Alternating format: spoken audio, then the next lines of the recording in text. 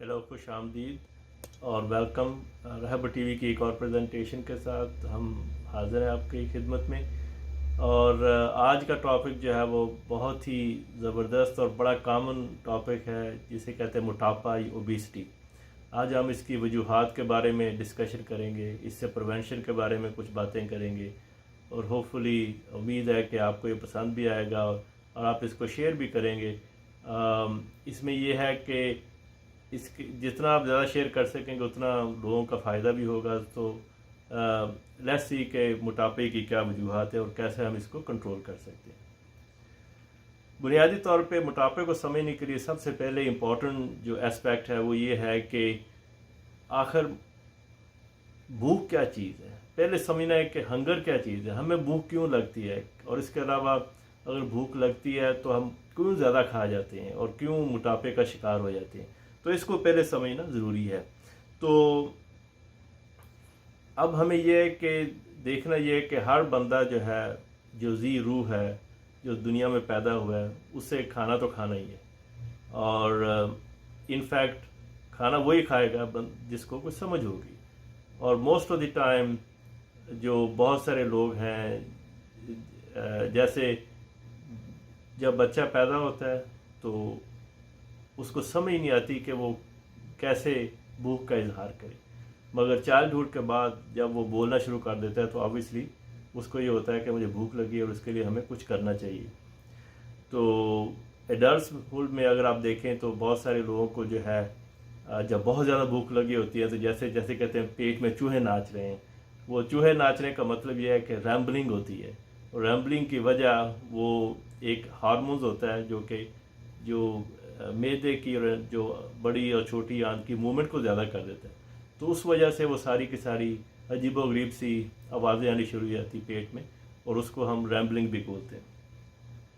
और इसके अलावा ये होता है कि जैसे ही जो इसेंशियल न्यूट्रिएंट्स हैं जो कि गट में अगर कम होना शुरू हो जाएं या स्टमक में उनकी मिकदार कम हो जाए, तो वह ख़ास सिग्नल ऊपर भेजता है हाइपोथैलेमस को। हाइपोथैलेमस हमारे ब्रेन के अंदर एक डीप पोर्शन है जिसको हम अभी आपको दिखाएंगे भी।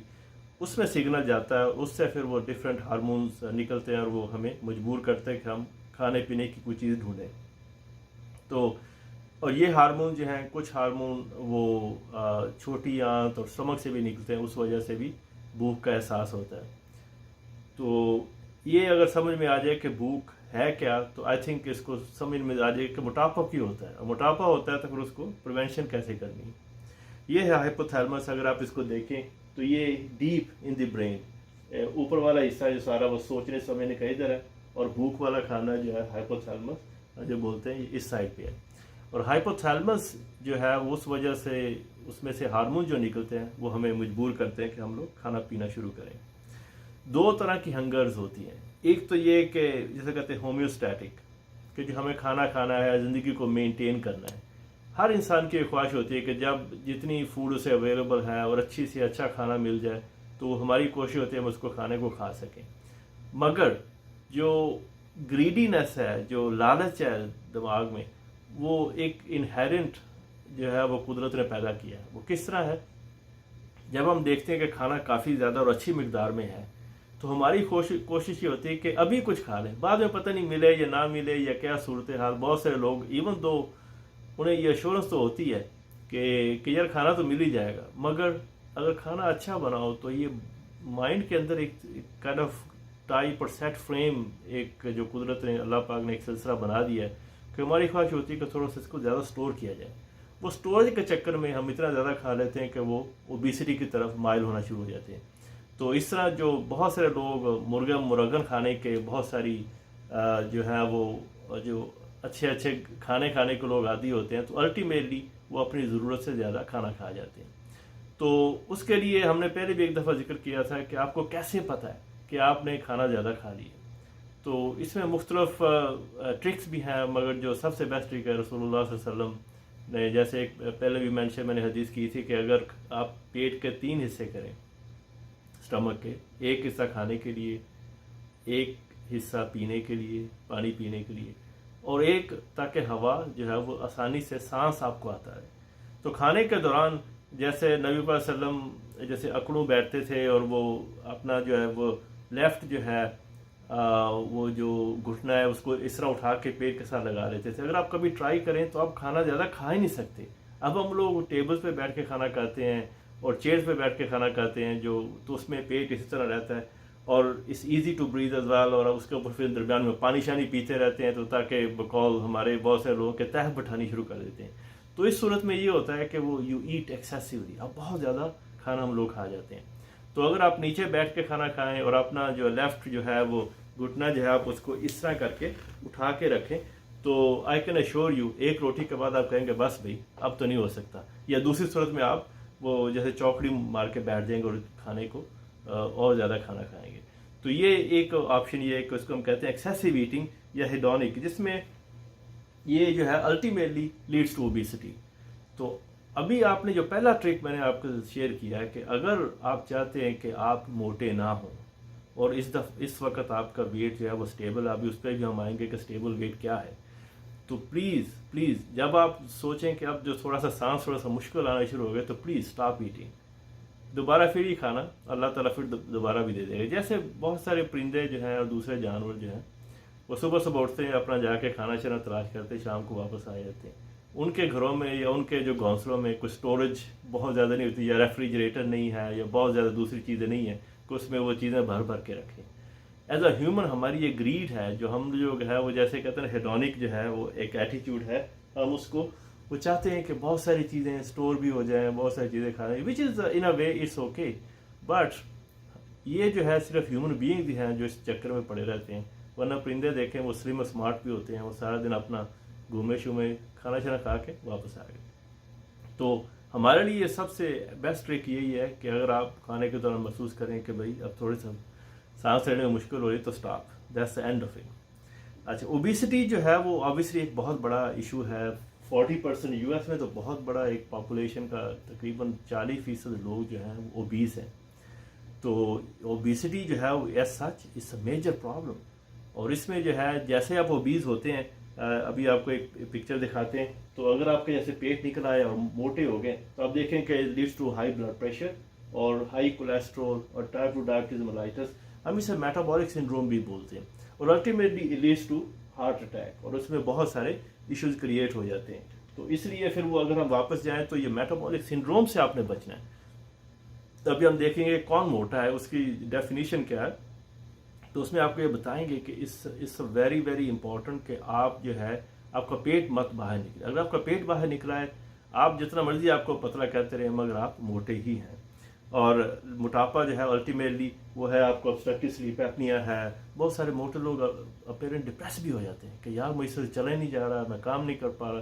तो ये सारी चीज़ें जो हैं इनको आपने देखना है कि मोटापे का कोई ऐसा फ़ायदा नहीं है, नुकसान ही नुकसान है। अल्टीमेटली आप इसको कोई बेनिफिट नहीं है।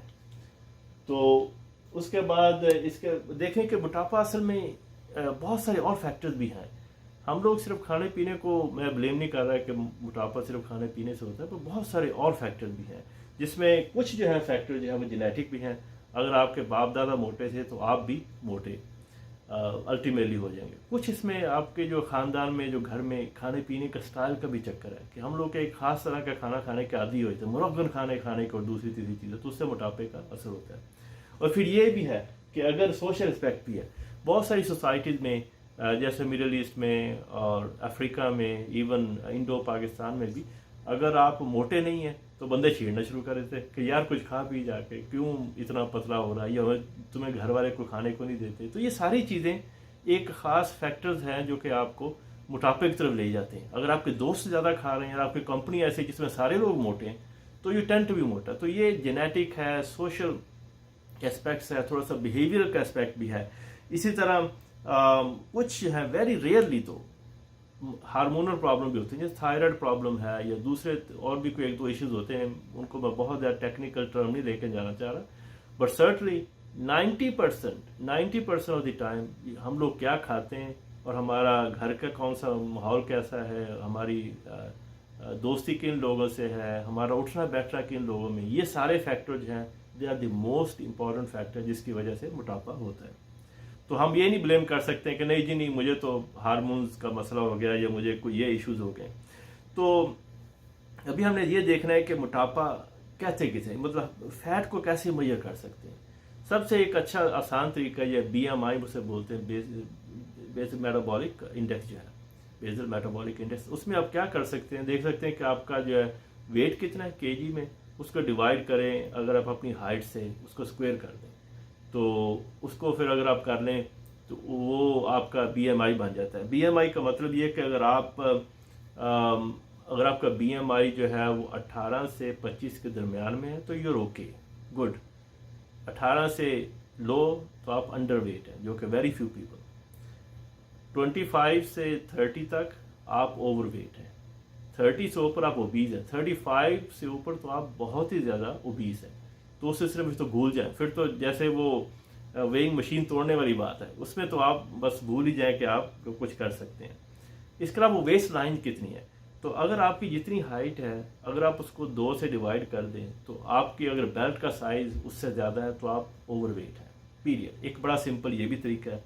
उसके अलावा कैलिपर्स हैं, अगर आप कैलिपर्स हैं उसमें जो बंदों में और साइड से और वुमेन में और हैं, जैसे आप कैलिपर लेके आप उसको फैट को मेजर करें तो उसमें ये देखने का तरीका है कि आप अगर यहाँ से फैट को उठाएं ताकि नीचे मसल को आप टच कर रहे हैं, आप जो है उसको आप कैलिपर से मेजर कर लें। उसके बाद 3 जगह से करना है, एक यहाँ से, एक जो है आपकी नाफ के थोड़ा सा राइट साइड पे मैन में, और थाई का जो मिडल एरिया है वहाँ से आप करें। तो उसके बाद ये मैंने चार्ट भी इधर रखा हुआ है तो उससे आप देख सकते हैं, थोड़ा सा बारीक लिखा हुआ है but still you can tell कि मुझे आपकी फ़ैट की परसेंटेज क्या होनी चाहिए। अब तो मशीनें भी ऐसी आ गई हैं, कुछ वेइंग मशीन भी ऐसी आ गई जो कि आपको बॉडी में फ़ैट का पोर्शन जो है वो जो परसेंटेज बता देती है। इसके अलावा एक टेस्ट है डेक्सा स्कैन, डेक्सा स्कैन से आपके बॉडी फैट इंडेक्स का पता चल जाता है कि आपका फैट का परसेंटेज कितनी है। तो बॉडी फैट परसेंटेज जो है अगर आप एवरेज 30 ईयर्स ओल्ड हैं तो वेमेन में अबाउट 25% और मैन में अबाउट 17 to 18% से ज़्यादा नहीं होनी चाहिए। तो कैसे करेंगे आप मैनेजमेंट ओबेसिटी की मैनेज, आप इसको कैसे करेंगे? नंबर 1 की जो है अगर आप देखें तो ये सबसे बड़ा जो है, अगर आप 25 to 30 BMI आपका है तो उसमें आप देखें तो ये सारा डाइट और फिजिकल एक्टिविटी यही सबसे अच्छी की है, ट्रस्ट में। इसके अलावा कोई इसका सोल्यूशन है ही नहीं। एवरीथिंग एल्स जो कि हम बाद में डिस्कस तो ज़रूर करेंगे मगर उसके साइड इफ़ेक्ट्स ही हैं। आप कोई भी मेडिसिन जो मोटापे की लेना चाहेंगे या इवन सर्जरी भी करवाएंगे तो उसमें ज़्यादा से ज़्यादा इश्यूज हैं। अब इसमें एक बहुत इंपॉर्टेंट फैक्टर है, अगर आप डायबिटिक नहीं हैं और आप मोटे हैं तो thank you God, thank you Allah मियाँ, आपका बहुत बहुत शुक्रिया, क्योंकि उसमें आप ये कर सकते हैं कि आप बेहतरीन डाइटिंग करके, एग्रेसिव डाइटिंग करके, एक्सरसाइज करके आप जो अपना वेट कम कर सकते हैं। वो क्वालिटी ऑफ फूड आपने उसको डिफरेंट और क्वांटिटी ऑफ फूड कम करनी है। तो वो इंशाल्लाह ये बहुत बड़ा टॉपिक है, diet in control of obesity. इसको हम किसी और प्रेजेंटेशन में हम डिस्कस करेंगे। तो अगर आप डायबिटिक हैं और ओबीस भी हैं तो unfortunately it becomes very difficult, उसमें आपको बहुत सारी मुश्किलात हो सकती है। जैसे ही आप वेट लूज करने की कोशिश करते हैं द डायबिटिक, आपकी ब्लड शुगर डाउन होनी शुरू हो जाती है। तो उसमें आपकी मेडिसिन को एडजस्ट करना बहुत ज़रूरी होता है, चाहे इंसुलिन है, चाहे मेटफॉर्मिन है या शुगर की दूसरी मेडिसिन है। तो इस बिकम्स क्वाइट ट्रिकी हो जाता है।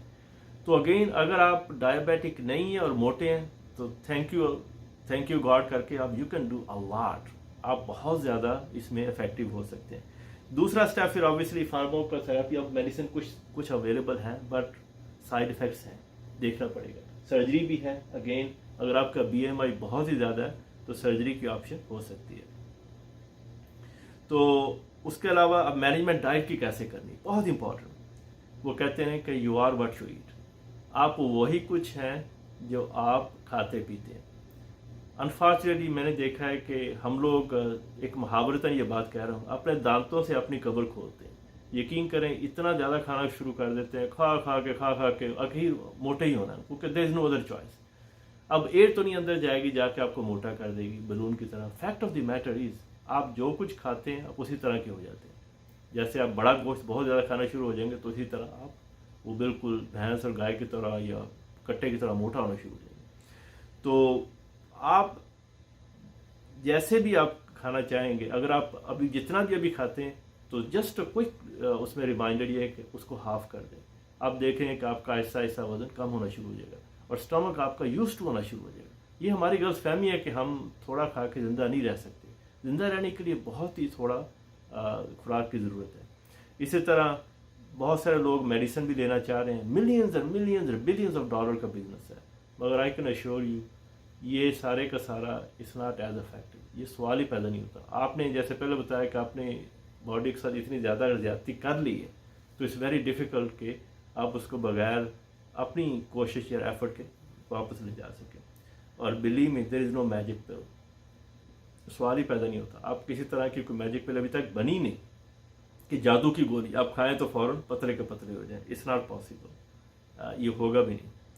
ट्रीटमेंट ऑप्शन दूसरी क्या है? मेडिकल ट्रीटमेंट में हमारे पास ऑर्लिस्टैट है, उसके अलावा सब्यूट्रामीन है, जेनिकॉल है, और दूसरी मतलब मेडिसिन हैं, अवेलेबल भी हैं, मगर बिल्कुल आप उनको मत लीजिएगा अनटिल अनलेस आप किसी डॉक्टर से लोकल मशवरा करें। ये बहुत ज़रूरी है, इसको जहन नशीन कर लें कि अगर आपने मेडिसिन लेनी है तो प्लीज़ अपने डॉक्टर से मशवरा कीजिएगा। सर्जिकल जो ट्रीटमेंट ऑप्शंस हैं वो भी इसमें है, उसमें गैस्ट्रिक बाईपास सर्जरी है। अगर आप इसमें देखेंगे तो जो है आपको जो स्टमक है उसको आप बाईपास कर लें, जैसे लाहौर बाईपास है, you go outside the Lahore. इसी तरह जो है आप उसको स्टमक को बाईपास करते, और अदर ऑप्शन जो है वो इसके अलावा ये है कि आप गैस्ट्रिक स्लीव कर लें। इसको स्लीव जो वो करते हैं, और इसका जो होता है वो कंट्रोलिंग जो है एस्पेक्ट होता है वो स्किन के नीचे होता है, उससे भी आप कर सकते हैं। और कई ऑपरेशन जो है वो स्टमक को छोटा करते हैं, स्टमक क्लिपिंग है, सो मेनी अदर थिंग्स हैं, मगर अगेन ये सर्जरी है। It's not without side effect, it's not without problem, और उसका बहुत ज़्यादा इश्यूज लेटर होने का खतरा होता है। तो आई होप आपको वीडियो पसंद आई होगी। इसमें जो है वो प्लीज़ रिमेंबर अगेन, आप बेहतरीन तरीके से अपना वेट लूज़ कर सकते हैं। सिर्फ इसमें इरादे की ज़रूरत है, बिहेवियर चेंजेस की ज़रूरत है, और अपने आप को एक सही रास्ते पे खाने पीने के लिहाज से चलने की ज़रूरत है। Thank you so much for your attention.